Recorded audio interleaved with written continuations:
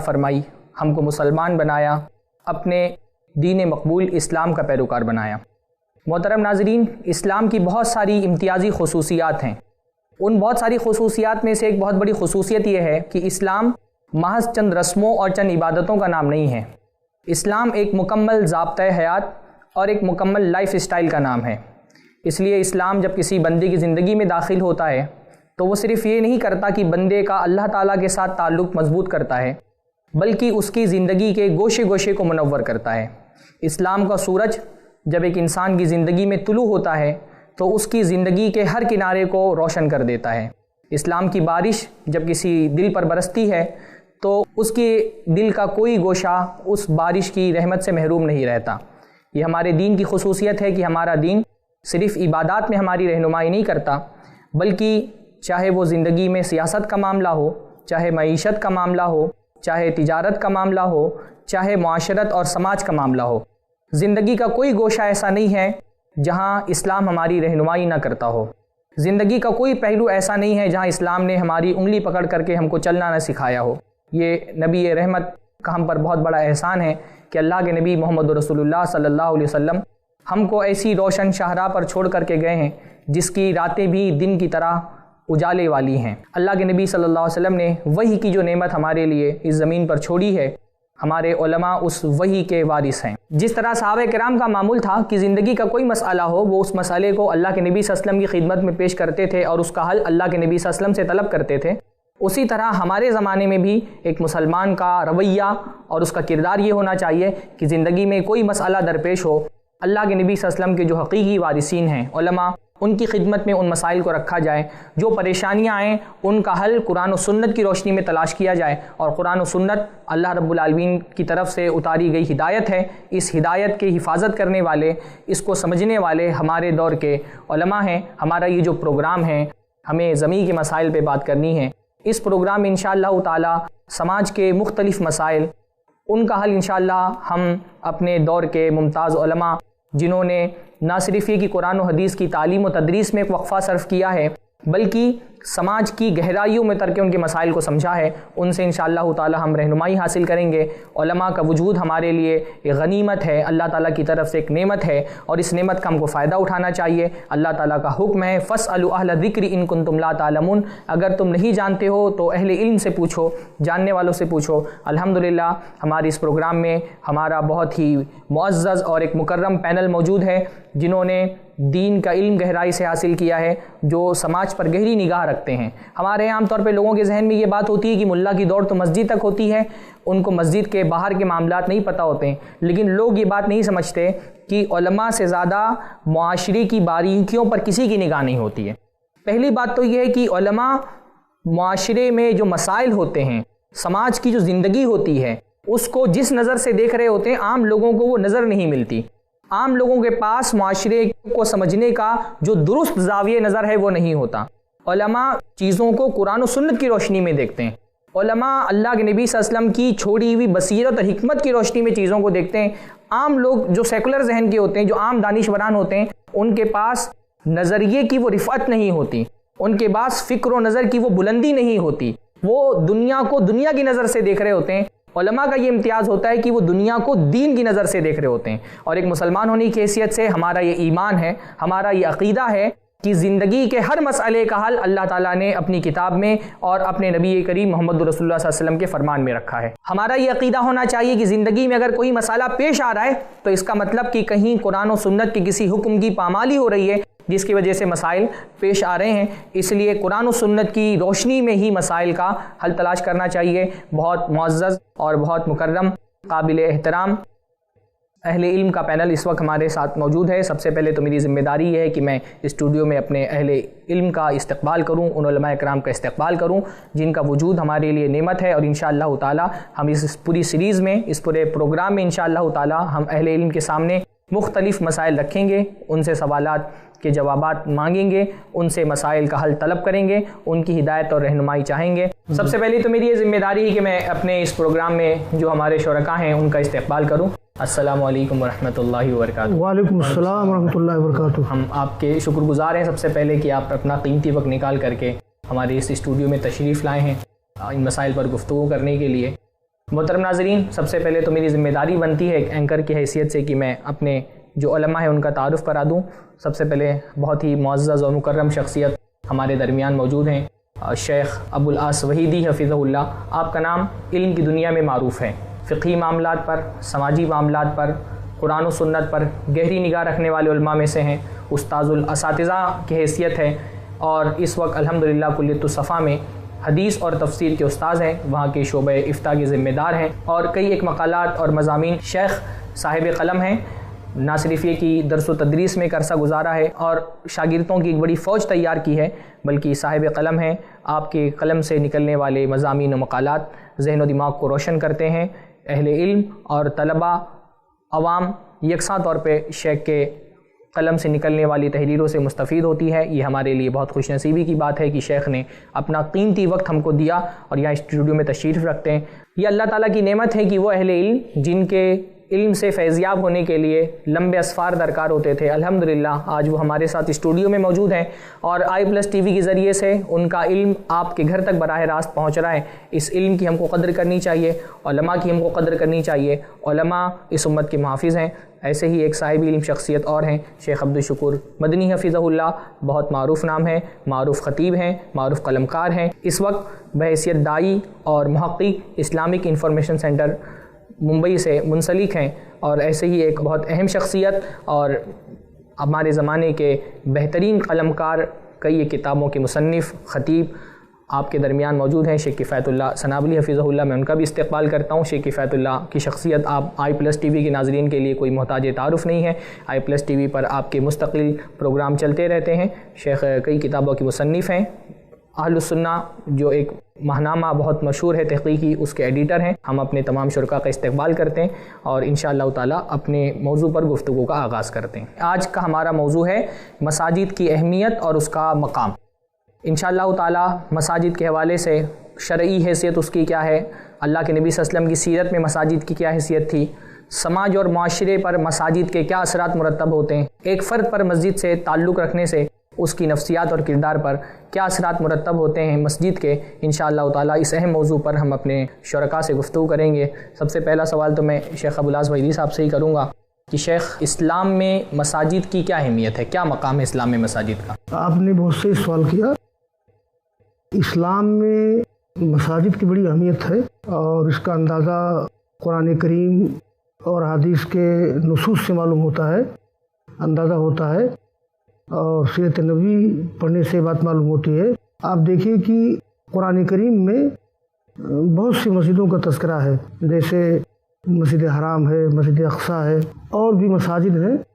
قرآن کریم میں کئی جگہ بتایا گیا ہے کہ وَأَنَّ الْمَسَاجِدَ لِلَّهِ فَلَا تَدْعُوا مَعَ اللَّهِ أَحَدًا، یہ مسجدیں اللہ کے لیے ہیں، ایک ہی اللہ کو پکارو۔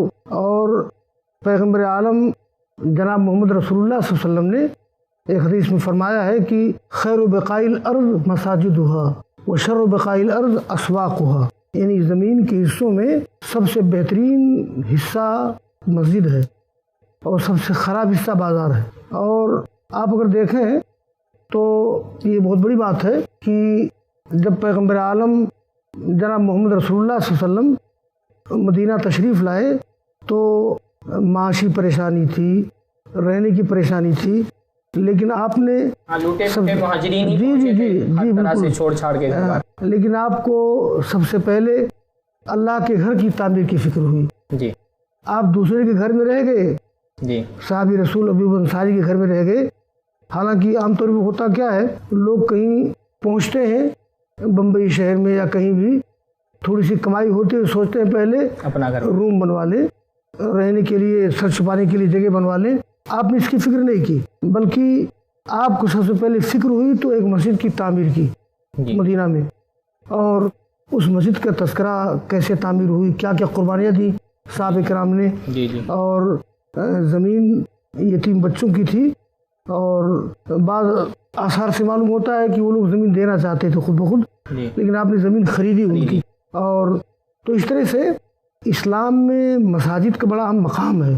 یعنی مساجد کا ذکر قرآن مجید میں آیا ہے اور اللہ کے رسول صلی اللہ علیہ وسلم نے اس کو بہترین زمین کہا، اور یہ کی مسجد نبوی کی تعمیر اللہ کے نبی صلی اللہ علیہ وسلم نے سب سے پہلے کی ترجیحی بنیادوں پر، حالانکہ مسائل بہت سارے تھے بہت مسائل تھے جی، اور بھی چیزوں کی طرف توجہ دینے کی ضرورت تھی، لیکن اللہ کے نبی صلی اللہ علیہ وسلم نے سب سے پہلے مسجد کی تعمیر کی طرف توجہ دی۔ شیخ کفایت، آپ کچھ نصوص کی روشنی میں مساجد کی اہمیت؟ نصوص کی روشنی میں ایک مشہور حدیث ہے جو ہم سب سناتے رہتے ہیں مسجد کی تعمیر کے سلسلے میں، کہ اگر کسی نے زمین پہ اللہ کا گھر بنایا تو اللہ تعالیٰ جنت میں اس کے لیے گھر بنائے گا۔ تو اصل میں زمین میں ہم اپنا اپنا گھر بنانے کی فکر میں یہ بھول جاتے ہیں کہ مسجد ہم سے کتنی دوری پر ہے، ہمارا اس سے کتنا تعلق ہے۔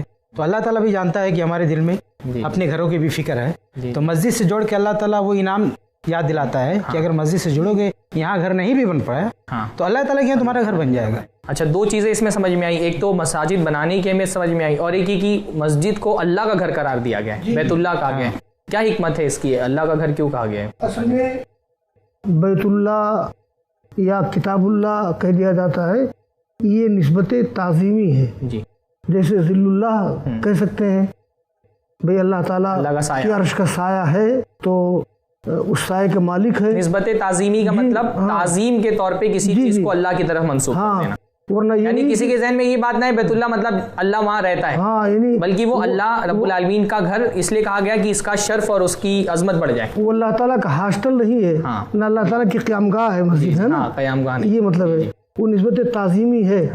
اس نسبت تعظیمی سے بھی مسجد کی اہمیت معلوم ہوتی ہے۔ بھائی ہم اپنے گھر کو اللہ کا گھر نہیں کہہ سکتے ہیں، حالانکہ ہماری روح ساری چیزیں اس کا مالک اللہ تعالیٰ ہے، سب کا مالک اللہ، لیکن ایک ہی وہ مسجد کو اللہ کا گھر کہا گیا ہے، اس سے بھی اس کی اہمیت کرنا تھا ہوتا ہے جی، لہذا اس میں کوئی مذاکرہ نہیں ہے جی۔ حدیث میں کہا، آپ کچھ کہیں گے؟ جی، میں یہ کہہ رہا تھا کہ مسجد کی اپنی اہمیت ہے، اس کا مقام ہے، مرتبہ ہے، اور شاید اس کے لیے نصوص کی کمی نہیں ہے، لیکن ایک اہم نقطہ جو اللہ تبارک و تعالیٰ نے قرآن کریم میں ذکر کیا ہے کہ سب سے پہلی مسجد اللہ تعالیٰ نے ارشاد فرمایا ان اول بیت وضع للناس للذی ببکۃ مبارک وہدی للعالمین، کہ سب سے پہلا گھر جو لوگوں کے لیے اللہ کی عبادت کے لیے بنایا گیا وہ گھر ہے جو مکہ میں۔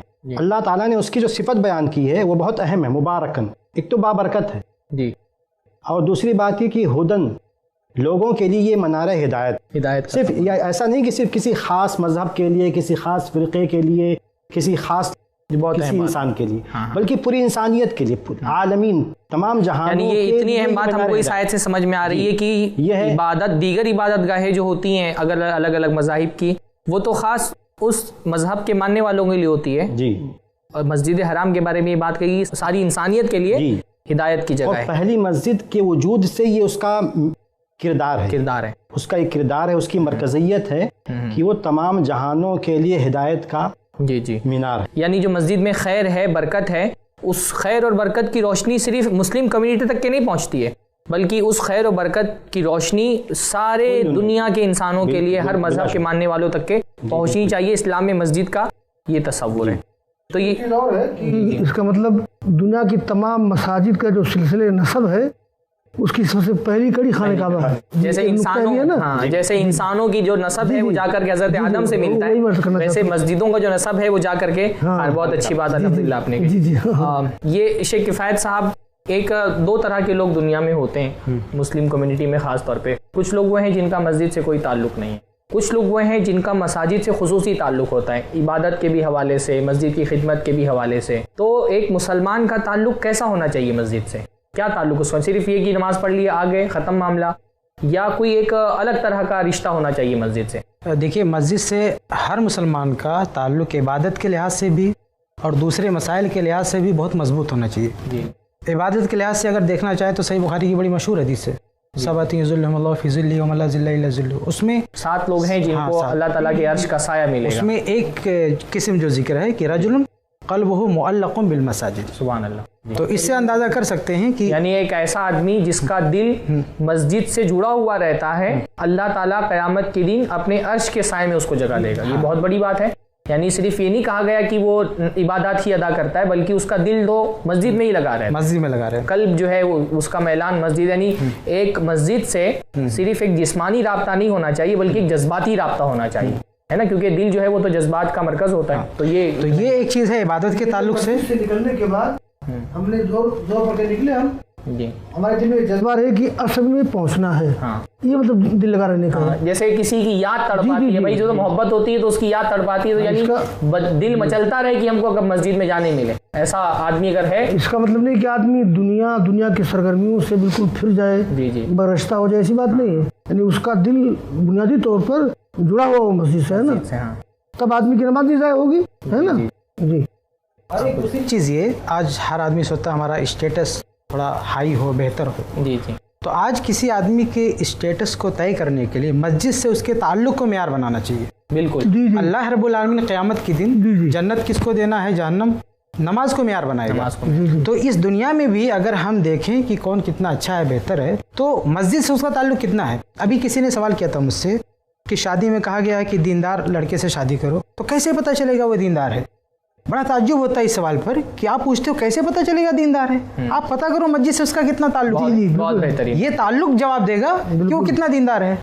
اور جب مسجد سے اس کا تعلق مضبوط ہوگا، خاص طور سے نماز، تو نماز اس کے سارے برائیوں کو ختم کرے گی. بالکل بالکل. تو بہت اچھا آدمی، اچھا اسٹیٹس طے ہوگا اس کے تعلق کو دیکھ کے. تو یہ ہمارے ناظرین کو سمجھنا چاہیے، بلکہ بہت اہم رہنمائی ہے کہ وہ لوگ جو اپنی بچیوں کے لیے رشتہ تلاش کر رہے ہیں اور ان کو یہ فکر ہوتی ہے کہ ہم دیندار لڑکوں کو ڈھونڈیں، تو آپ مسجدوں میں اپنے بچیوں کے لیے رشتہ تلاش کریں. آپ دیکھیں کہ کون سے لڑکے مسجد سے جڑے ہوئے ہیں اور وہاں پر انتخاب کریں، ویب سائٹ پر جانے کے بجائے اور وہاں کے فورم جو شادی لگانے کے ہوتے ہیں وہاں گھومنے کے بجائے آپ اپنے لیے داماد مسجدوں میں ڈھونڈیں. ایک بات مجھے تھوڑا سا ذاتی تعلق سے بیان کرنی تھی کہ مومن کا تعلق، مسلمان کا تعلق مسجد سے کیا ہوتا ہے. جی. دراصل اس کو دیکھا جائے اس کا دوسرا بھی معنی ہے جو اس کی پوشیدہ ہے یا ظاہر ہے، لیکن کبھی کبھی سوچنے پہ نظر آتا ہے کہ مسجد سے تعلق اصل میں کس سے، کسی گھر سے تعلق کیا ہوتا ہے، صاحب مکان سے تعلق. صاحب مکان، سبحان اللہ، بہت اچھی بات ہے. یعنی کسی آپ جو ہے اس کے اینٹ اور گاروں سے تھوڑی تعلق نہیں ہے.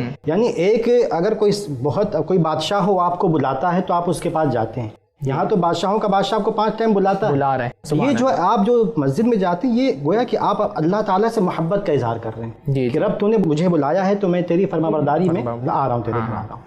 اور پھر وہ تو جو ہے ایک تڑپ جو اپنے محبوب سے ملنے کی طرح. اچھا، اب اس سے آپ نے جو بات کہی اور وہ جو حدیث کے اندر آیا ہے کہ ایسا بندہ جس کا دل جڑا رہتا ہے مسجدوں سے، اس کو اللہ عرش کے سائے کے تلے جگہ دے گا، کیونکہ جس کا دل مسجد سے جڑا ہے اس کا دل اللہ سے جڑا ہے. اور وہ جیسے ایک محبوب کے لیے تڑپتا ہے آدمی کہ اس سے کب موقع ملے بات کرنے کا. تو یہ کہا جائے اگر الفاظ کے کھیل کے ساتھ کہ بندے جیسے تو نے دنیا میں میرے گھر کے سائے میں تو رہا، آج میں یہاں کے قیامت میں عرش کے سائے کے نیچے. سبحان اللہ، کیا بات ہے. یعنی تو نے کیونکہ دنیا میں میرے گھر کا سائے کو اپنا آماجگاہ بنائی، اپنا رہائش گاہ بنائی، تو اب یہاں آخرت میں بھی میں تجھ کو اپنے عرش کے سائے سے محروم نہیں کروں گا. نماز چونکہ ذکر الہی کا بڑا عام ذریعہ ہے، تو ایک روایت میں آتا ہے، غالباً بخاری مسلم کی روایت ہے کہ جب کوئی انسان مجھے اپنے دل میں یاد کرتا ہے، فاذکروا فی نفسی، میں اس کو اپنے دل میں یاد کرتا ہوں. وَإِذَا ذَكَرَنِي فِي مَلَئٍ ذَكَرْتُهُ فِي مَلَئٍ خَيْرٍ مِّنْهُ. جب میرا بندہ مجھے کسی محفل میں یاد کرتا ہے تو اس سے بہتر محفل میں یاد کرتا ہوں. تو مطلب یہ ہوا کہ ہم جب اللہ کو یاد کریں گے انفرادی طور پر، اجتماعی طور پہ، اللہ تعالیٰ ہم کو یاد کرے گا. بہت بڑی فضیلت ہے. اور اللہ تعالیٰ کی یاد کا اہم ذریعہ مسجد ہے. یعنی ہم کو یہ بات بھی سمجھ میں آتی ہے کہ نماز جیسی اعلیٰ عبادت کو اللہ رب العالمین نے مسجد سے جوڑا ہوا ہے. یعنی مسجد اللہ سے تعلق، قریب ترین جو تعلق بندے کا ہوتا ہے وہ مسجد میں ہی بنتا ہے. تو یہ کتنی اہم ترین بات ہوگی. آپ بھی کچھ شیخ عبدالشکور بولنا چاہ رہے ہیں؟ وقت ہمیں ہمارے پاس موقع مناسب ہوگا یا بعد میں، لیکن بہرحال نقطہ ذہن میں یہ تھا. تو اس میں ایک بات یہ تھی کہ عام طور پر ہمارا نصوص کی روشنی ہی میں ذہن بنتا ہے یہ کہ ہمیں فرائض جو ہے مسجد میں ادا کرنے چاہیے اور سنتیں اور نوافل ہمیں گھر میں ادا کرنے چاہیے.